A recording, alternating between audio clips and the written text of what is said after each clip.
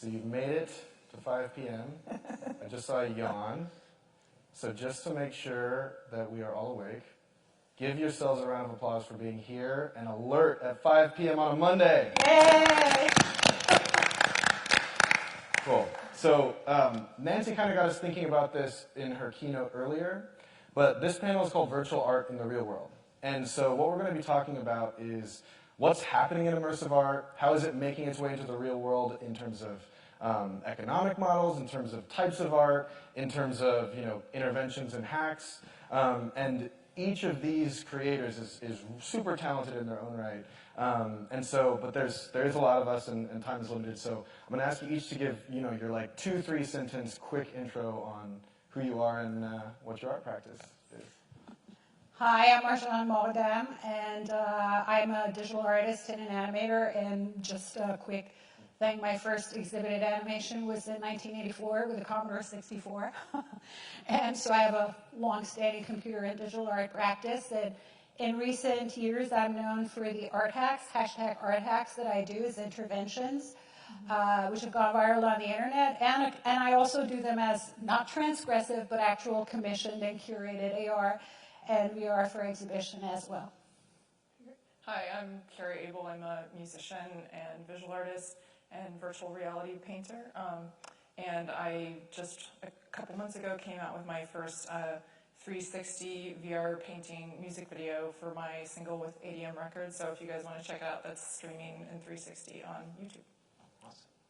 I'm Ken Perlin. I'm a professor at NYU, where I direct the Feature Reality Lab. Most of my history has been focused on computer graphics and animation, and in recent years our lab has focused on social, collaborative, mixed reality, socially shared collaborative experiences, with a focus, though, on people being in the same room. I'm Nancy Baker Cahill. I'm a multidisciplinary artist. I'm the founder of the Fourth Wall app. So I'm primarily a studio artist, a fine artist, but I also work in VR and AR. And the app itself is a public art app that is accessible to anyone with an iPhone or an Android phone of a certain generation. I'm sorry. But we do, the app both allows you to place my VR drawings, which have been translated into AR, anywhere you want, anywhere in the world, and create your own context and content. And then there's also a platform for resistance and inclusive creative expression, which is a curated part of the app, and it's appeared all over the globe as well. My name is Sougwen. I'm an artist and researcher.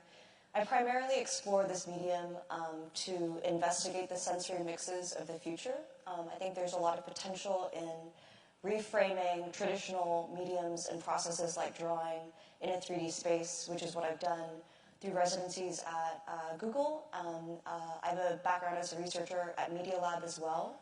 So lately, my recent project is a spatial audio-driven mixed reality piece that premiered at Tribeca with Verse Pictures and Super Bright. And what we did was we took over the whole space of Spring Studios and created a series of 6 environments that responded to the input of the audience and was a placed spatial audio experience of Yo-Yo Ma's work. So that was the recent piece. Told you they're awesome. So I want to start because a lot of people in the crowd might be more familiar with the tech side of things than the fine art world and the arts in general.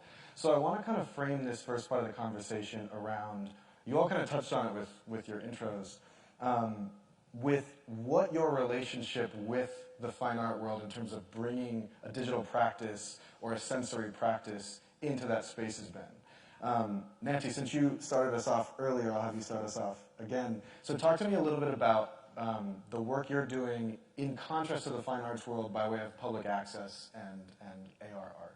Okay. Let's see. I came to draw first in VR and then translated into AR. Very, very honestly, naturally, it came out of a conceptual need to increase the empathic potential of the drawings that I was doing. I'm always trying to elicit an empathic response on the part of the viewer. So that's where I began, was drawing, using my 2D drawings as inspiration for these 3D experiences. And I quickly learned that that was much less accessible to a broader audience, and which inspired me to create these site-specific, well, it's, yeah, in two parts. The very first iteration of the app to invite an unknown and unseen audience to experience public art on their own terms and to grant a different kind of access, a different kind of choice and agency in how they experienced fine art on their own terms. And by extension, that led to site-specific interventions, I like to call them idea activations, and these sort of shared thought spaces where I invited other artists who were working really rigorously and topically to place works of historic, cultural, or political importance to them. Thank you. And Marjan, you've been doing something sort of related to what she's talking about. Obviously, as you mentioned, I mean, 1984, talk about like a fateful tech year to like get in with a comment. But so you've been doing something similar lately with kind of intervening at existing art events. Without I don't want to spoil anything, so I want to just kind of send it over to you. Tell us a little bit about that and a little bit of the reasoning behind why you're doing what you're doing. Well, I had this like existing digital art practice in 3D animation with the figures that I do in my distinct style, which I've also originated, and I was exhibiting those as large-scale prints, animated paintings. I even did them as avatiered painting with audience driving the figures in my paintings with Connect and Unreal Engine in 2015 at an art center.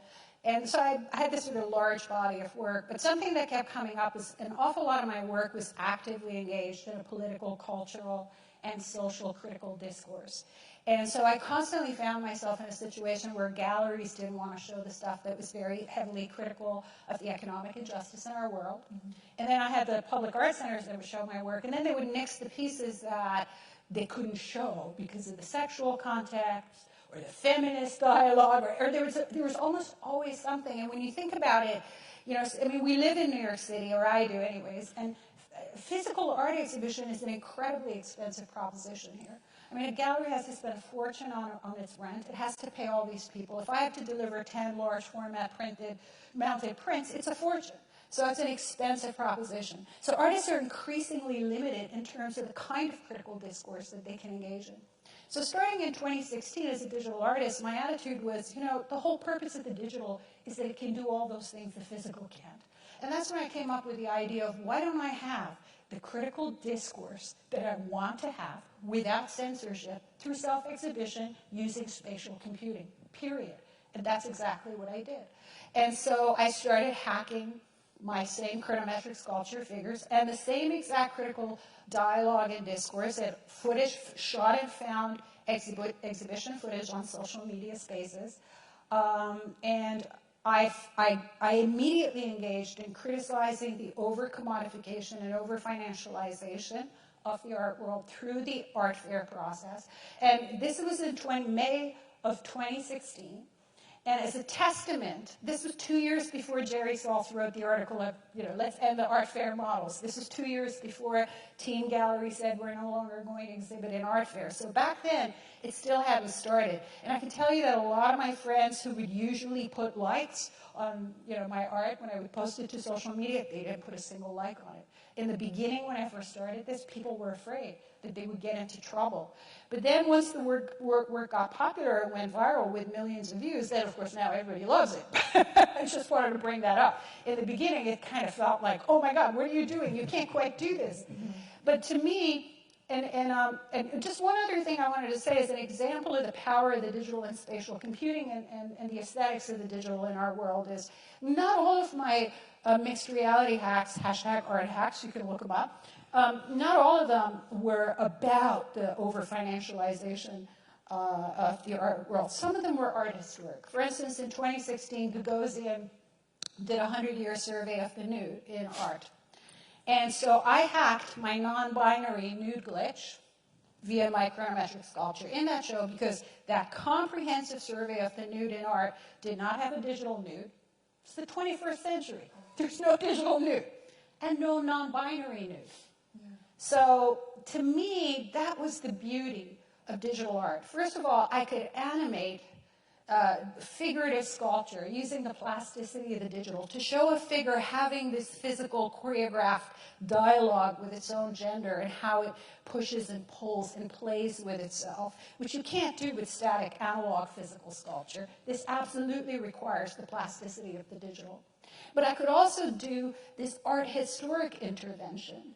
And to me, this is the power of the digital. Not that, oh, here's the latest fancy VR and AR technology. That to me is, well, there's always going to be new technology. There's been new technology since caveman era art. But it's what is inherent to the technology. And it's egalitarian, democratizing, and interventionist nature, and its intangibility, immateriality, the fact that it's not bound by the rules of the physical, and as such, these are the technologies of the human imagination. And we're externalizing and aggregating this collectively sourced imagination through this technology, and that's why the 21st century is about the imagination economy to a large extent. So to me, that kind of blew up this work. And from there, I've done chronometric sculpture, AR activations for Old Museum in Germany, the Smithsonian last year. They're going to be showing that piece again this year. And also for pieces that I'm exhibiting in galleries. So, yeah. Amazing. I feel like there's a few moments there that are like, mic drop. Sorry, I'm No, trying to get a lot of stuff in. Yeah, it's really incredible.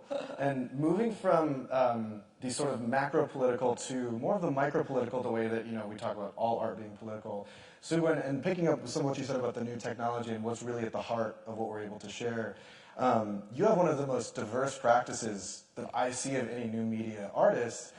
And yet what holds it all together is it's all about gesture and all about using 3D space and new technologies to redefine and sort of reshape what gesture is and what it means. So I'd love to hear kind of the thoughts behind what's kind of animated you to like work with robots to help draw your paintings or create tilt brush drawings for 360 art. Like, just, give us a little bit of sense of what draws all that together. Sure, I wasn't sure if I was going to talk about the robot projects today. But so another body of my work is focused on human and robotic collaboration. I do performances with multiple robotic units as a way of almost like physicalizing and embodying the data and embodying the drivers that, define the behavior of a robotic unit. And I do that because I think there's a lot of potential in demonstrating the fallibility of both human and machine systems in the space of performance. In that realm, too, what interests me about gesture in both robotic collaboration and performance and VR is that, it's a way of sort of thinking through space and bringing the body back into some of the conversations we have about technology. That's been really inspiring for me. And I think, and I'm sure we can all agree that when working with new technologies, it's really easy to get lost in the mix and you sort of forget to trust your intuition in a certain way because the interface of the application wants you to do a certain thing. And for me, bringing gesture and drawing back into it is almost like a control. Like it's a way of making sure that I have authenticity within the tool that I'm using, and that's really been one of the primary drivers. So. Amazing. And kind of carrying that thread, Carrie, your work is predominantly as a musician, and then you came to immersive art, and I found a way to kind of embody your music in gesture through immersive art. So what have you found in your experience of actually sort of, I don't want to say recreating, but re-embodying your music as a felt, lived artistic experience? And what have you seen some of the reactions being to that process when you show it? Oh, sure. Well, so I predominantly started as a visual artist, and I don't think you actually know this. I have only been writing songs for 3 years. So, oh, okay, wow. Yeah, it's kind of crazy. That kind of took off unexpectedly as well. But I think that what has been really interesting about being in this XR world is that people are not so entranced by forcing you to choose like, oh, you're an artist or oh, you're a musician. It kind of makes sense. And then I also think that doing more avant-garde music lends itself to having a really strong experience in visual. And I felt that when people are experiencing like the sound responsive VR music video that's also, my sculpture and painting, it's almost easier for them to process new sounds and like a more experimental music.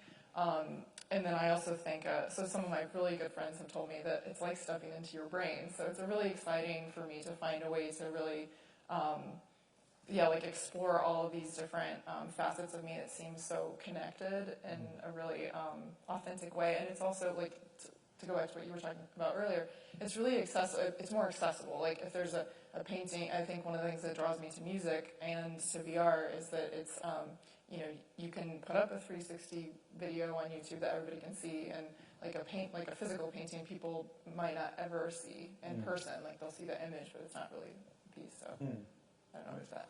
Yeah, absolutely. Speaking of stepping into brains, and by the way, everybody, up here behind us we have sort of different representative pieces from each of the artists, but of course there's tons more to see. The one I picked for Ken is it called Dia de los Halos? Is that the title? And if you actually watch his keynote at Games for Change last year, you can actually see the ways in which people are actually embodying these different skeletons and playing music together.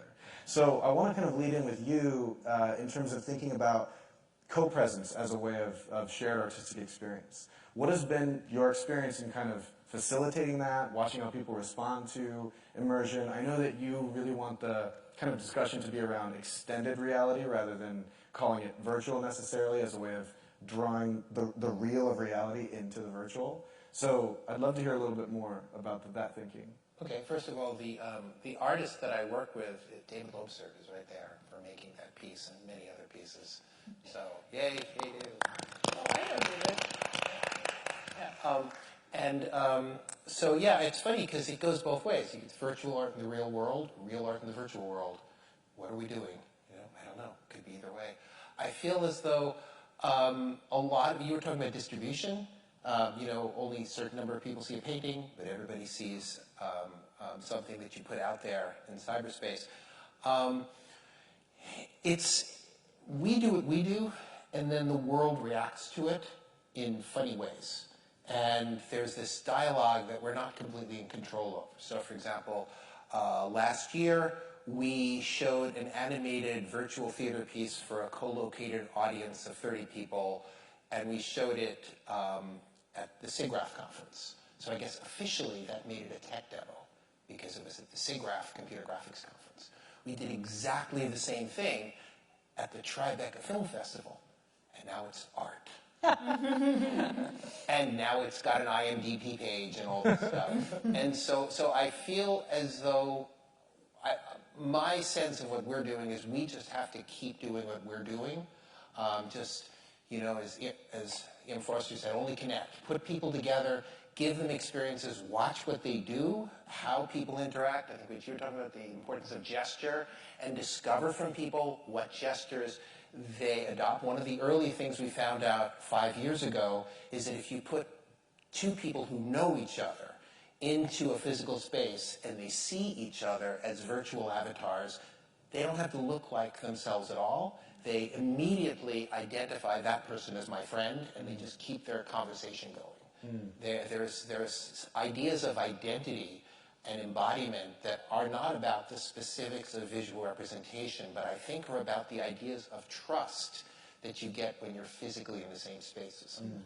And I think we're just beginning to understand those trust issues, and I think they go way, way back to long before we had modern technology. But that's why we're very excited about putting people in the same physical room, because I think there's a level of collaboration, connection, emotional engagement, and therefore possibilities of creation that happen when you engage the trust card that can only actually be engaged when people are physically together, and there's the danger that they might touch each other. So that's why we do what we do. Amazing. So I want to go to a broader question, sort of for all of you to kind of popcorn with. But with this new, I guess as a first statement, does anybody think that this is not a new artistic paradigm? Because I know you reference some of these are sort of ancient practices. Is this a new paradigm? Is this the summation of existing paradigms? Like, where do we stand on that before I kind of go to the next question? Well, I brought up earlier that I look at these as the technologies of the imagination. And, on some levels, the story of art is the story of human imagination. I mean, we have the physical world, and then we have the imagined world, and all of us sort of cohabit that. And now we got a third world, which is the phone in our hand, right? So we're habituated to kind of like straddling the line between reality and the imagined. And we now have these technologies that are externalizing and allowing for an aggregation, a collective sourcing of a type of imagination. And if you look at the popularity, for instance, of series, stream series, web series, I mean, look at the Russian Doll or the AO. These are both highly imaginative tales. It's the nature of this century. It's the nature of this world. The last 3 months I've been doing an artist in residency with Adobe Project Aero. And so I've been having a lot of fun building these, elaborate spatial AR constructs. And Ken, it's really true. Like as I'm going through doorway, I literally dip down. It's a phone. Yeah. It's not even a headset. And everybody I test, they do the same thing. They dip down. And all I've been doing is creating spaces and spaces and spaces and drosties. And it's like the nature of the technology. It pulls that imagination out of us. So it's like before we know it, we're creating imagined worlds, and then imagined worlds in there, and then imagined worlds in there. To some extent, it's the iterative nature of the digital. To some extent, it's the nature of us as human beings that we want to play and imagine. The physical reality has never been enough for us. If it had, we'd never have art or entertainment or literature or music. That we crave imagined worlds. And here we are with technology that's like human imagination on steroids. That's pretty much it. I think I definitely think it's a new medium and like a new forefront of a new medium. Because when I first started doing tilt brush about 1.5 years ago, I think I had this light bulb moment when I started thinking about it as drawing sculpture instead of painting, because I was frustrated that I couldn't like blend or like do more things like that. And so I think once I realized that, but I can't paint with light when I'm painting, so there's like in the same way that, charcoal is totally different than oil painting, it's the same thing as VR painting is a completely different medium that has its limitations and benefits that you just have to, play with and get used to. Yeah, I don't think we should oversell it. I mean, I love reading novels, and I love watching movies, and I love going to live theater, and not one of those things can compete with any of the others. I think it's wonderful that we have this exciting new medium, but we should remember we're going to learn this medium like we gradually learn those others, and it's going to be phenomenal, but it's not going to take over and replace. It's going to be a yes-and situation. I would build on that and just say that I'm really excited about what it unleashes in individuals.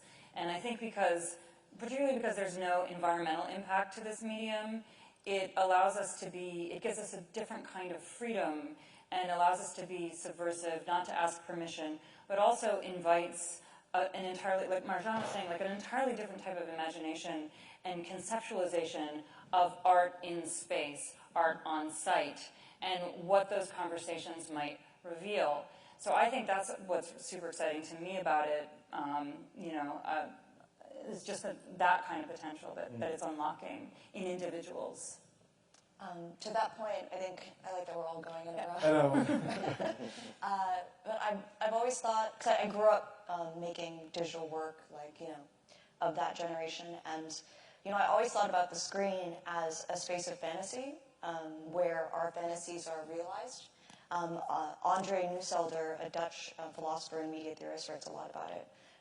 And that was sort of one of these seminal books that it just made so much sense to me.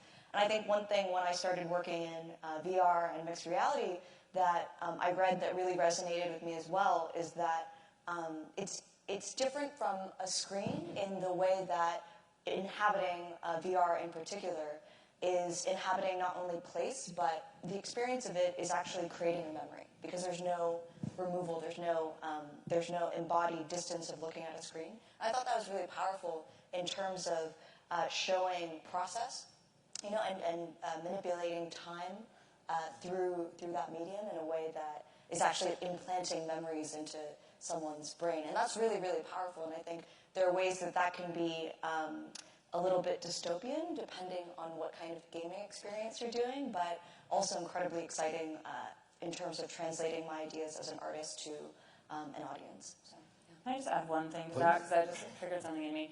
I think it's also the opportunity is to really engage the unconscious in new ways Absolutely. that we haven't before, both in VR but also in AR. And when I was speaking this morning, one of the things I said, which I really hold true, is that once you start geolocating artworks in space, because you can't see them with the naked eye, because you need that prosthesis, you need that visual prosthesis. Once you know they're there, they occupy this kind of ghost space. So they continue to act on you, they continue to work on you, and their content continues to work on you. And I think that that's a really, really special, like, weirdly, memory activation. Like, it's a kind of new thing and new way of applying it. yeah, that's cool. Yeah. And how are you as artists thinking about, I mean, this is a question, this is like one of those MFA art school questions that you hate, but of course, like, it is sort of relevant to what we're doing, but I'm curious how you think through your audience. Because traditionally speaking, in the, like, let's call it the 20th century sort of paradigm, over time you were taught, like, don't think about your audience, make your art on its own terms, and just leave it to exist, and then people will engage with it, read a response, they'll just sort of create their own ideas. But with a lot of this work, you're actually having to think about UX and UI. You're actually having to think, like, how does somebody physically engage with this work? So I'm just curious, like, how are each of you thinking about, and it doesn't have to go on the line again, by the way, unless, Marjan, you want to go first, but, like... I'll go first. Well, you know, it's interesting because you brought that up. Like, historically speaking, I mean, first of all, I always like it when artists say, oh, I don't care about what other people think. I'm like, yeah, you don't care, but your ego does. I mean, almost every artist I know anguishes over that, right? What people said at the opening. But the interesting part of exhibiting on the net and net art is that, you know, you hear tens of thousands of comments. And it's like such a totally different experience. And to make matters worse, you have all the metrics. So you have to click on the button that says View Insight. And then next thing you know, you have like this amazing wealth of information that's analytics and the metrics. And I sometimes wonder, artists never had access to this kind of information before. You know, it's like 50 people you talk to at an opening is one thing. But, you know, 64,000 shares and 3.6 million views and I don't know how many comments and all the metrics of that is like a completely different experience. Has it affected me? Absolutely. But I'll tell you amazing things that happen, too, in exhibition. And, like, for instance, you know, when I did the glitch goddess, and she glitches the idea that a woman can be a singular form. So she switches from fat to skinny to young to old to, you know, stylized and abstract. And, you know, that went viral, and then I had to do a print that's currently on exhibit at 836M Gallery in San Francisco. And the AR activation on ARI's platform, that's the app, and she literally steps out of the painting and starts to walk around and go through her transformations. And the voiceover, for the voiceover, I literally took comments from the comments that the women had made on my post of the Glitch Goddess, talking about their bodies and inequality. So the voiceover is actually the voice of women on the internet responding to my work. Exactly. Talk about the Russian nested doll effect of the internet and technology that I was mentioning before. And the weird part is that was exhibited in San Francisco, and women loved it. I mean, they were just looking at her and listening to her. And this one woman came up to me at the opening, and she said, you know, I always look at art, and I wonder, what's going through the artist's mind? She said, you're showing me and telling me what's going through the artist's mind with this AR app. So I thought that was interesting. And one other quick thing that happened on exhibition, and this is what I love about the interactive nature of exhibiting digital art. I have a chronometric sculpture figure called Sougwen, immunologicus, that's loosely based on contemporary German philosopher Peter Sloterdijk's Bubbles trilogy. And his animation, his chronometric sculpture is he's in this state of constant identitarian reaction. Like that's us on Twitter, basically. And so he's constantly freaking out and reacting and recovering, freaking out and recovering. And so when I was exhibiting him last fall in Enamored Armory, an exhibition of 3 women artists at Rowan University, and so he was on a print activation on a turntable so people could look at him as sculpture in the round. And I have this video on my social media. This guy out of nowhere came and he called me. He said, can I show you something? And I'm like, yeah. And he put his hand behind the AR figure and he said, come here, little cutie. I will take care of you. And it's like the video's on the internet. You can watch him do this whole speech. And he's like extending care and nurturing to this freaked out figure that's like an augmented reality animation. Take a moment to consider that. And I just loved what he did. He immediately responded with compassion and understanding. And that, to me, is amazing when that happens. You talk about how people play with this stuff imaginatively on their own. So, like, we put this technology out, and then there's a wave that comes back of what people do with it. And that's the case with all spatial computing, VR, AR, all of it. And that, to me, is the really fascinating part, that there's an audience component to every piece of spatial computing art there is, regardless of the particular form that it takes, that the people are a part of the art, and they're going to bring something to it that I didn't anticipate. Guess we're going down the line. Well, I guess for me, primarily as a painter and musician, I would have to say I don't really think about the audience very much. I think very much about it's all internal, and it's to be honest, I would probably be dead if I didn't create something every day. So I think that it's through self sort of soothing, and that I think sometimes the best art is created, and that hopefully through that process for myself it helps other people and touches other people. But through VR and getting more into the that side of things was really the first time that I did start thinking about the audience. And I think it was when I was doing my first VR painting for a show at Volta during Armory Week last year. And at my residency, they were really trying to get me to create something. They were like, no, but you gotta make a tiny little poem and hide it for people to find. And I was like, this is this is gonna be the first time anyone has seen anything like this that's at this show. These aren't gonna be like people that are familiar. It's gonna be the first time putting on the headset, so I'm not giving them, controllers. It's just gonna be them like immersed in the painting. And I was totally right, because the people that came, there were actually some viewers that they put the headset on and just stood there and they said, nothing's moving. And I was like, you have to move. and so I think, they thought it was going to be like a video or something. So I think just thinking about like the kind of audience that's going to be seeing it, and, is it going to be people that are totally familiar with XR, or is it going to be people that have literally never seen it before and might be a little uncomfortable about putting on a headset? Yeah. Well, I think there are two questions embedded in your question, and it's useful to tease them out. So roughly speaking, a difference between entertainment and art, to a first approximation, is entertainment gives people answers and art gives people questions. But the fact that people are walking away with questions because your work provoked them to think outside of the way they didn't think before is not the same as confusing them. So I think when there's a new medium, sometimes you can't really provoke people to get outside of their comfort zone effectively if you're not in control of your medium. So, for example, to what you said, if you give people controllers, they're going to expect to do something with those controllers, and it's not an honest interaction to say, here's some controllers, there's nothing for you to do, for example. And I think it goes back through history. You study art just a little and you realize that Picasso was an incredible draftsman, knew exactly what he was doing. So, and then he was leading people away from realism, but he was doing it knowing exactly who he was looking at every step of the way. So I think in a new medium, such as the one we're working in, virtual reality, extended reality, mixed reality, we need to understand these new tools and be very in control of them, especially if we want to provoke people and bring them out of their comfort zones.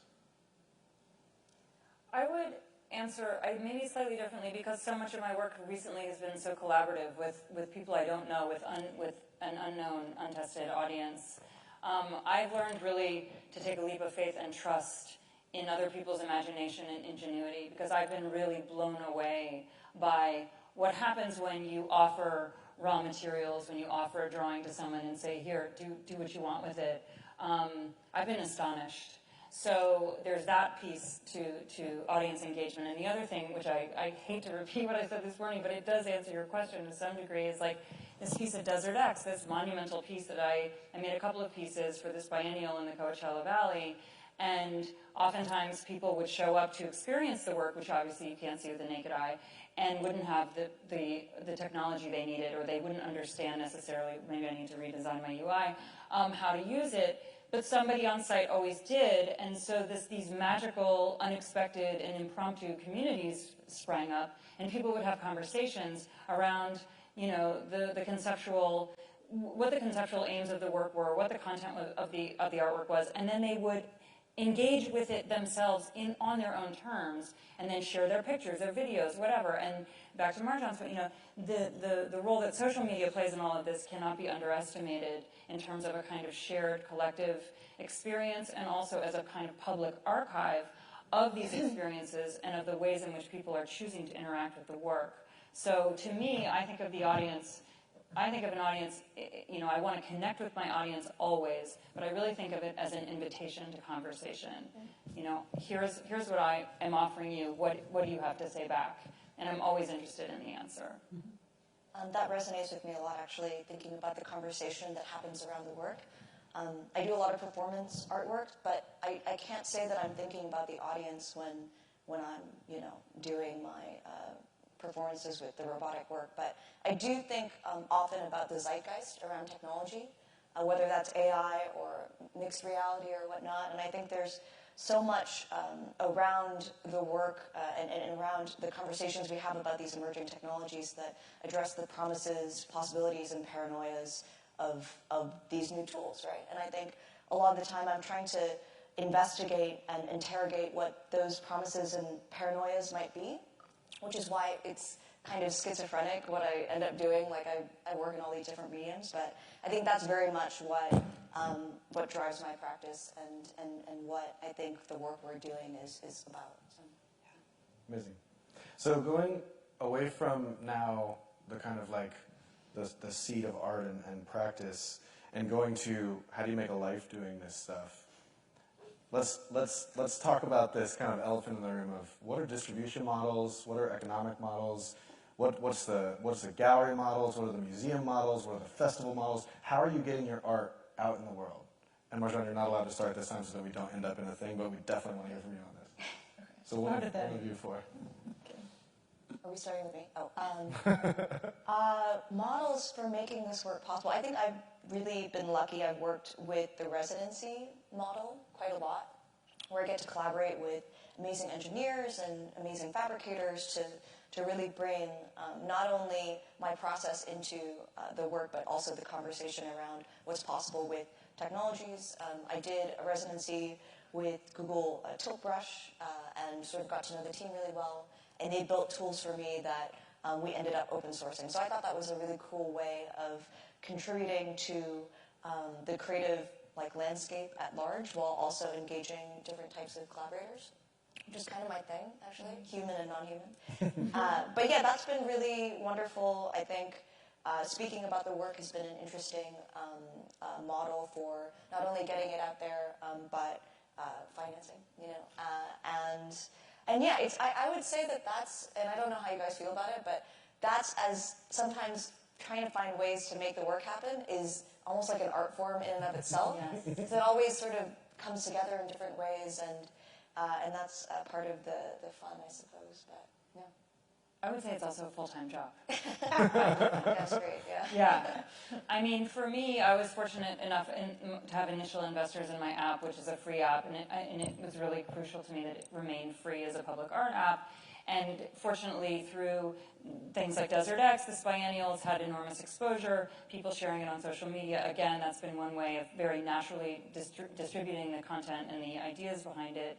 But it is a huge struggle. I mean, I've had certain AR artworks commissioned, which, that's exciting. But honestly, I support my practice with my 2D work, with my studio, with the work I do in the studio. And I'm lucky to have tech partners, but it's expensive to work with them. And so it remains a huge challenge, at least for me. I don't teach, and I'm so impatient that when I want to do something, I just do it. And then I pick up the pieces afterwards. But yeah, that's my model. Don't ask permission, just ask for forgiveness. I think that what happens with any medium is actually, it's really about distribution. the late 1800s paperback books, and then the early 20th century, the affordable cheap camera, and then the 60s, the transistor radio, and then, we go skip forward, YouTube. I think we're just this moment with the Oculus Quest, entering the moment when creators will start jumping in by much larger numbers and start saying, I'm going to create for this because I can have a large audience and get high quality results. I think this year is when that's starting, and we're going to get a huge increase in the number of young people who are going to choose to use this as a creative medium, which is very exciting. So I kind of second what Nancy was saying about as a 2D artist, I definitely, that's how I support myself. But I'm really fortunate with XR and VR to work with the guys at Jump Into the Light, where I get to come in and create all these things, and I learn something new every time I'm there. And they actually, with the same conversation I've been talking with them about, that they had the idea for me to start working more with the Oculus medium and doing sculptures, and then having there be a physical element that people can have, instead of, because it is very difficult to, people like having the experience, but I think it's more likely that people will be interested in, having the VR experience and then collecting like a physical object that was in the piece. So I just started working with Make Lab in New York City, and I showed them backstage.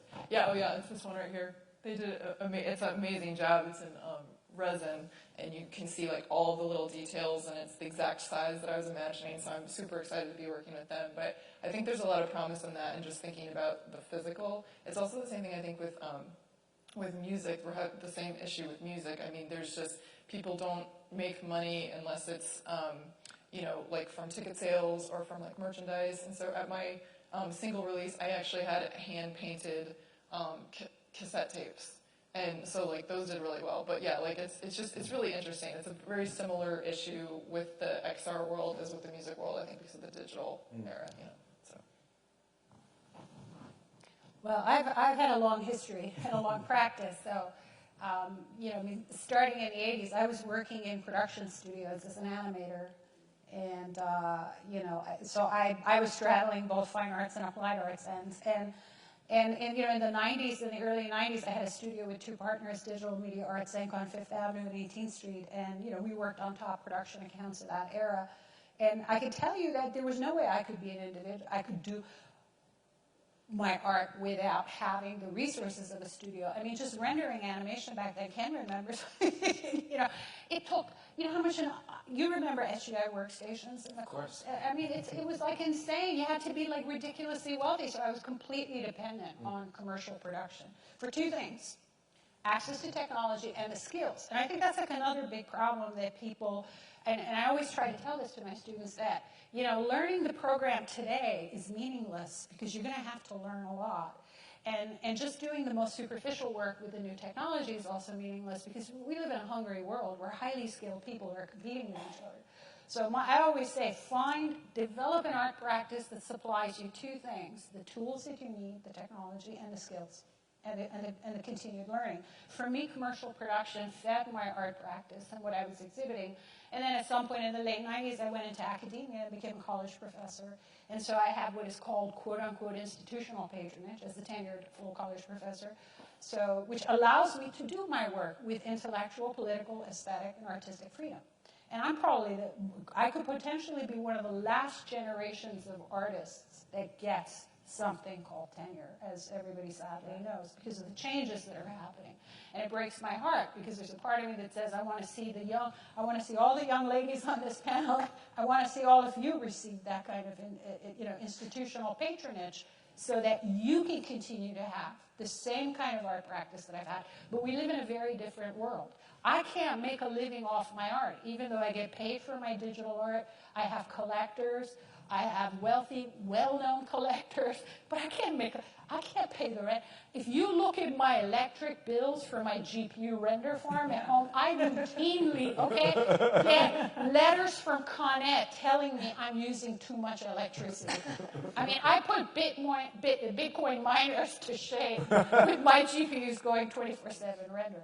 So it's an expensive practice that I have. And I still have to occasionally do, every once in a blue moon, I do production jobs to get a new workstation, to get more GPUs, I'm now thinking of buying a resin printer. I'm looking at the prices and going, I better do a gig to get the money. So it's like this, it's a hustle. Having multi-decade digital art practice is a hustle. And even when you have a full-time job like me, I still have to hustle to get the latest workstation, to get the multiple GPUs that I need, to get this, to get that. So, and I always hear from artists that work with traditional media say, oh, well, we have our expenses. And I don't mean to dismiss that, but they have their expenses for making the art. I have the expenses for digitally making the art first, which is all the tools. Then I have to pay for the physical, which is a whole other cost. So we're like almost double the cost. I just wanted to bring that up. Sure. So the strategies that artists need to have it's like we have to figure out new ways of monetizing. Nancy's nodding her head because that's the reality. 100%. It is a tough art practice to have. That's the truth. I want to make time for one question. Unfortunately, we had a lot of great ideas, but didn't leave a lot of time for questions. They will be here after the panel, obviously, so feel free to ask them directly in person. But if anybody has one question to round us out. It's also hard to see with the light in my eyes. I think they understood everything. They said everything they needed to say. Thank you all so much. Thank you.